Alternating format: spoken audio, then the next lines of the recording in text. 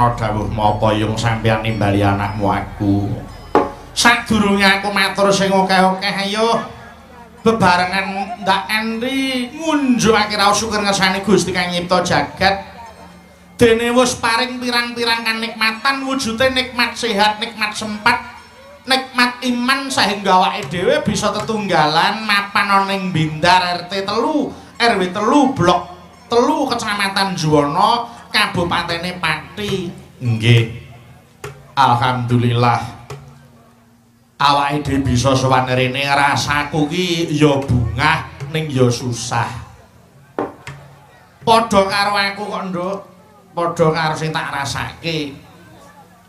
Aku iso sowan ana ing Bindar nalika semana kuwi awit saka mulunge panjenenganing Bapak Haji Jasmani kang wis nyawarga. Iya. Nduk, dawuh. Sore mau wis ana upacara kupat luar kuwi minangka dadi ngluwari nadare Mbah Jas nggone wis kagungan nadar yen putune mengko supit arep gelar kelir wis sah disekseni para pamriksa semene akeh tegese wis ora ana jalma kang tinagih sing tanpa utang. Nggih. Nduk dawuh tembung kandha ujar punagi nadar kaul kuwi padha-padha sing muni ning maknane wis beda.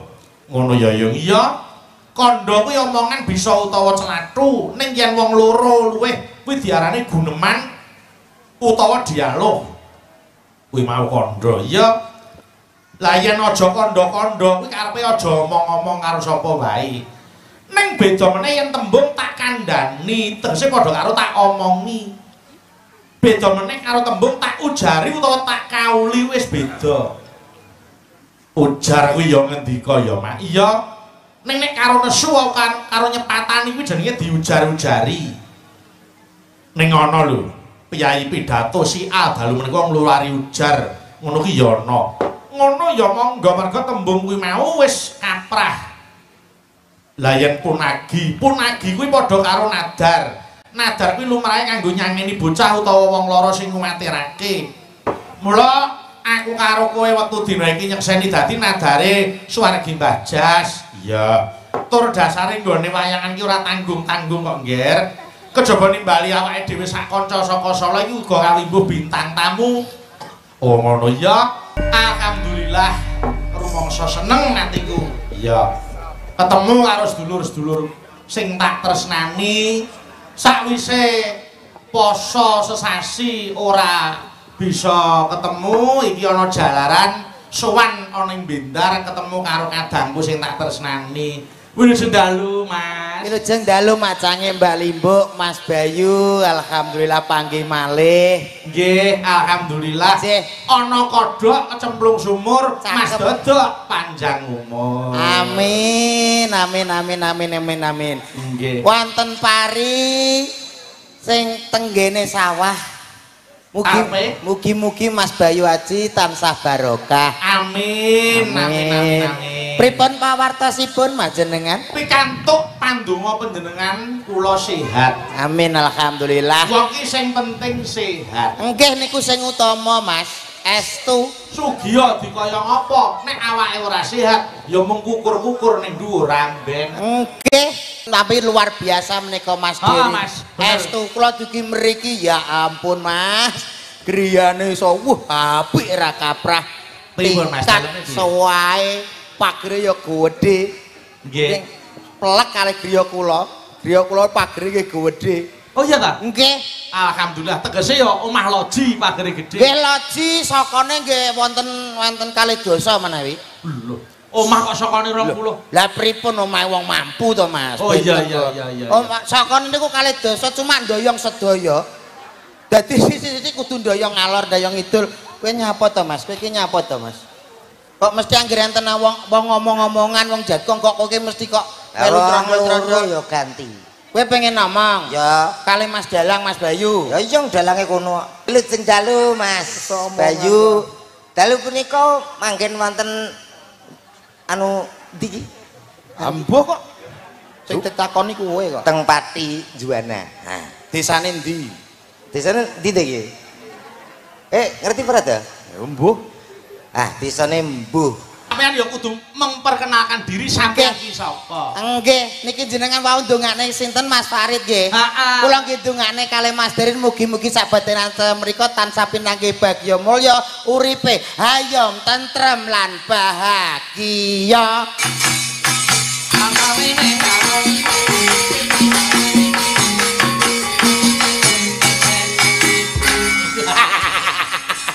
Wah enak tenan nderekke Mas Bayu iki penak. Nggih nggih, cocok. Sing jenenge wong seni ki ndonga ya kudu eneng seni. Seni leres Mas. Nggih. Tadi piyai-piyai kene ngerti sing ndonga kae Mas Dodo ki pelawak. Pelawak nggih. Tangi kae apa kuwi anu minangka dadi wakile para pengrawit karo Paranggana rak ya ngono ta. Nggih. Seniman niku lek mboten napa milik kalih dhuwit, milik kalih napa-napa sing dipados iki napa to Mas? Seduluran nggih. Sowan teng mriki saged tambah seduluran insyaallah mangke rezekine tambah kathah.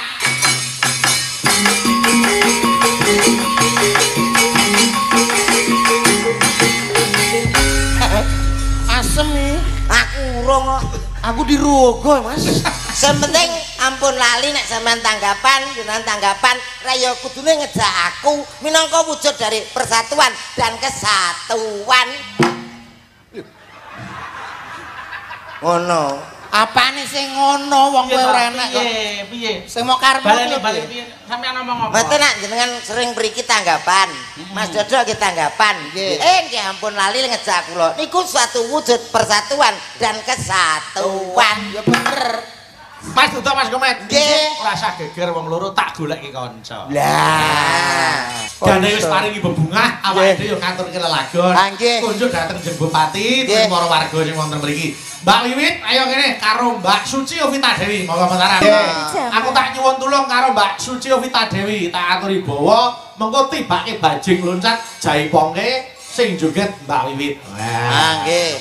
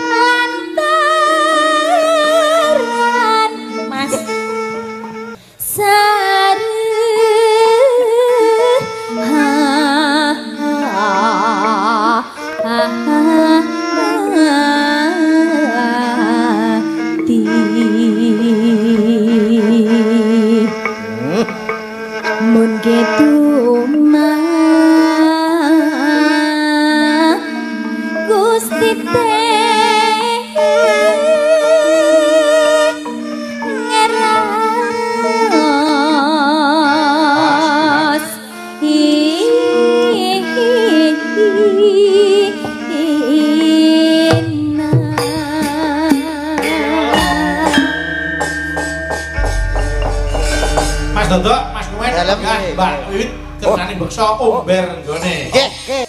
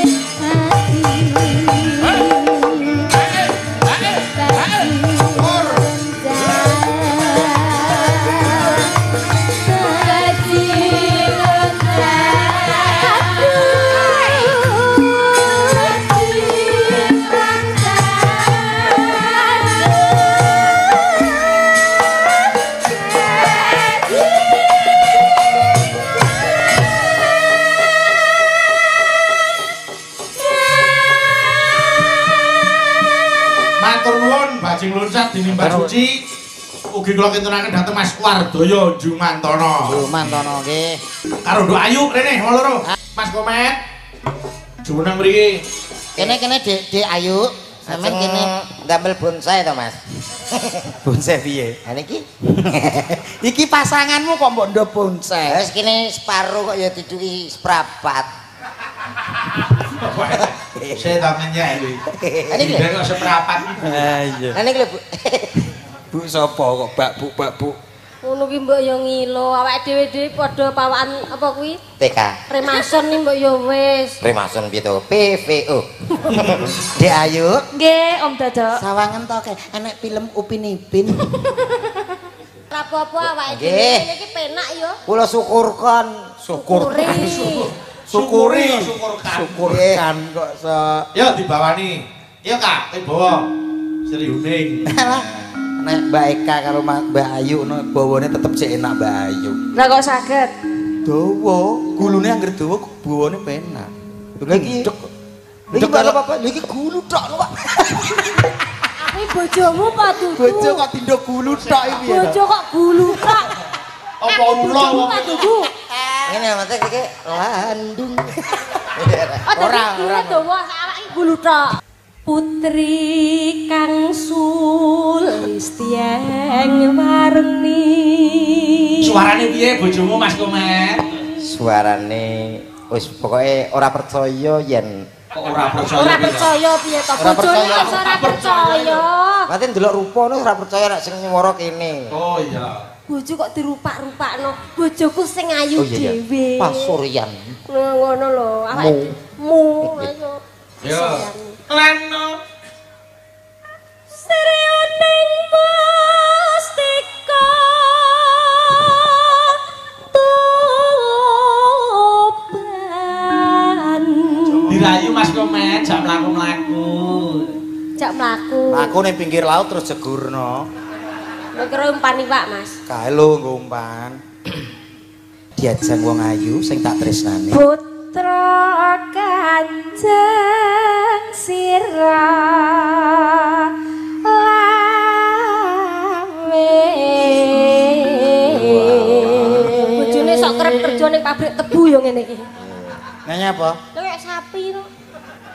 Aja ngono. Kang, bojomu kok urusi, Kang? Latu tanggane nyapa? Kaya ngono. Kang, kancaku bermangan mie sukses malah bangkrut. Tak prangkeng bejana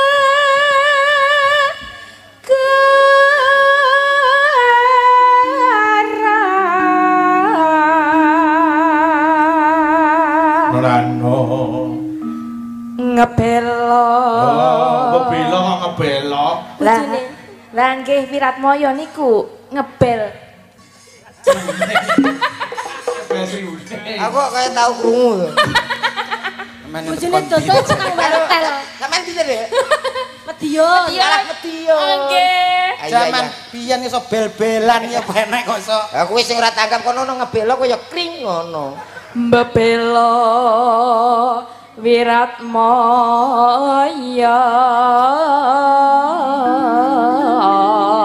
Hop, Eka. Aku ya tan wurung Sri Huning gundul kok gundul. Aku apa bojo mengarahkan ke hal yang tidak baik. Gugur. Gundul gugur.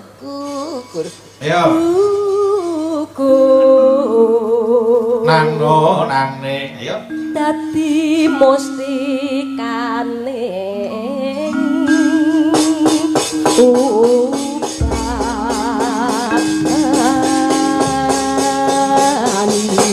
Yo langgame Sri Huning, Nduk Ayu mengko bablas gubuk asmara Mbak Eka. Ya yuk, diaturke. Tayubke Mas Anggit, tayubke. Bawa yo. Sri Huning mustika toban labu tresna mring sabaya wati. Marang Raden Wiratmaya.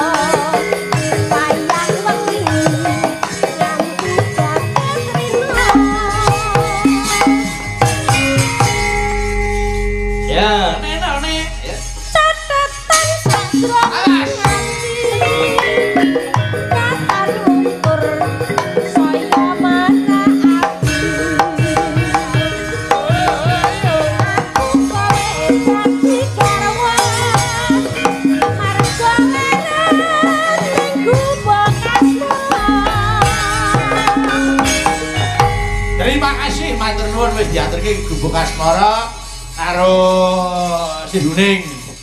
Yo, anu Mbak Ciripa rene karo Dini, Dini. Mbak Dini tak enconke dadak Ciripa Mas Komet. Iki Mbak Dini. Nggih. Halo. Sayang. Bojo nomor loro. Suamiku. Nggih. Kok diceluk ayam iki mo? Ayang. Oh, ayam. Ayah. Pun to, lek kaya sampean iki pomo dadi pasanganku, wis to ora getun sampean. Kok ora getun? Sampeyan nyuwun apa tak turuti, Dik. Saestu. Iya, Dik. Saestu, Mas. Sampeyan wis di mobil apa ora? Dereng. Sampeyan pengen mobil napa? Fortuner ya? Nggih. Aja, kuwi kemuran. Kemuran? Lamborghini Sport. Wah, Sak pabrike. Lamborghini kok nganggo sport barangnya apa? Sport kanggo sing wis bianten lho. Oh, nggih. Kula ndang gaduh piye kuwi? Kowe tukana mobil kaya iku kono mau wis ditekono Lamborghini. apik lho Mas sing aku pengen Ya, tekono saiki tekono Sakmure cepet nih. apa mercon celorot dor. Tak numpak mercon tak sumet wes. Kowe seneng. Nek bojomu ndase mbledos. Kowe ngurusi bojoku nyapa? Oh iya lali aku. Ora rencana tak mbledos separo kok. Yo, capek gunung. Capek gunung. Jegleng. Saben bengi nyawa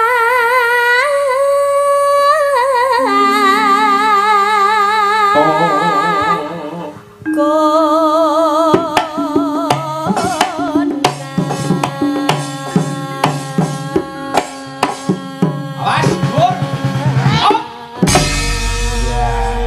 Oh enak Mas. Piye, Dik? Mantul. Wis marem atimu to. Marem aku. Sampai ra ngerah kecewa le pilih karo aku ra ngerah Nggih kecewa. Kang Mas. Di tanganmu tuh. Ngeten. Sing wedok ya padha ae. Ora ning opo-opo mantep Mas. Ayo, Dik. Oke Mas. Sirik kan. Ayo, ganti Mbak Jeripa.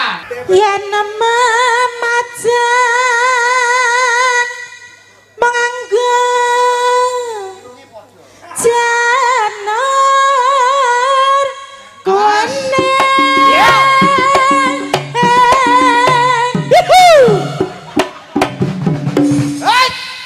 Yo. Hei. Gak dalah, hei. Kleru nu gegere teguh. Ora teguh sing ndi? Sing ndi to? Iki wae teguh. Antem. Kae. Kancane. Aku bar minta maaf ya. Lah iya. Kembang wae. Mas. Bang Ali. Guna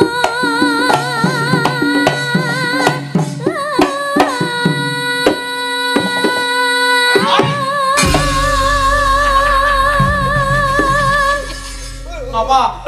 Ini nyolong lakon, Pak iki. Kenapa Mas? Nyatane ngapa? Enek masalah apa iki? Batine mriki kok dhuwur ya. Lah kathok kula didangking. Ora matur nuwun kok. Pacitan Sarwi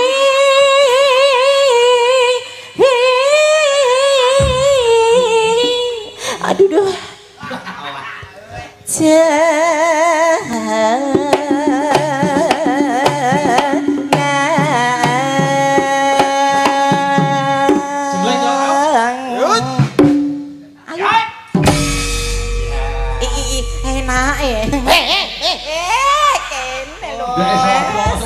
Bocah potongan kok madu mongso. Nyapa ngurusi kene?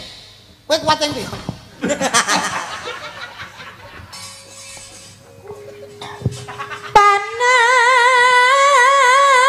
Panas.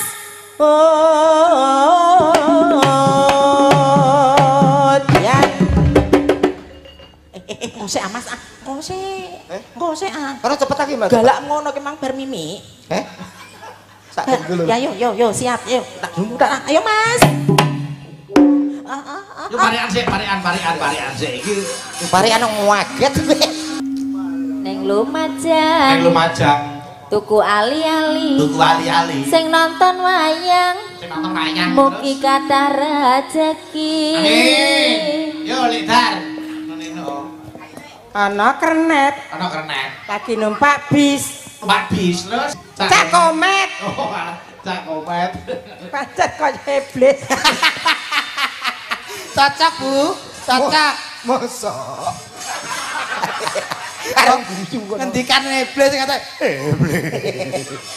Natian wadon Mas. saratno lanang.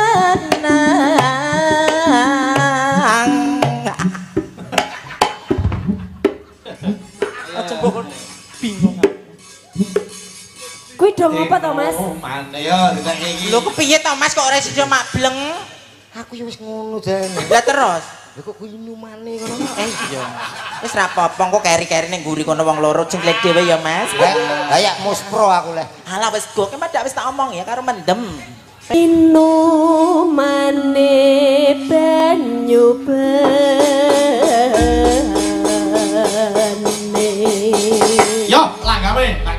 buka celuk.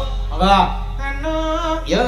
Dia aja mana percuma jarak kelingan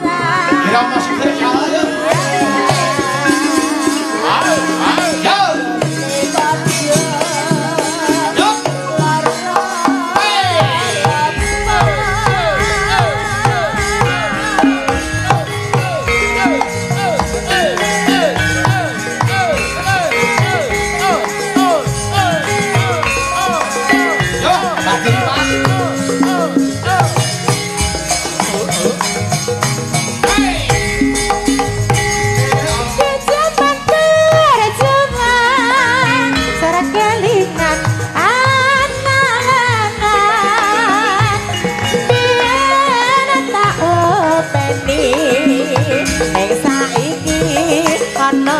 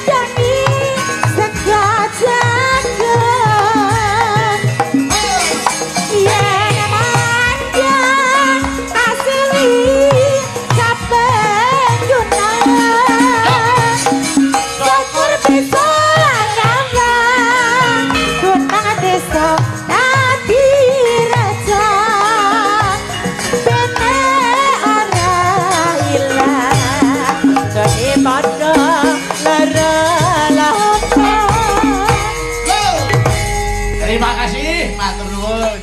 Wis diaturke. Nggih.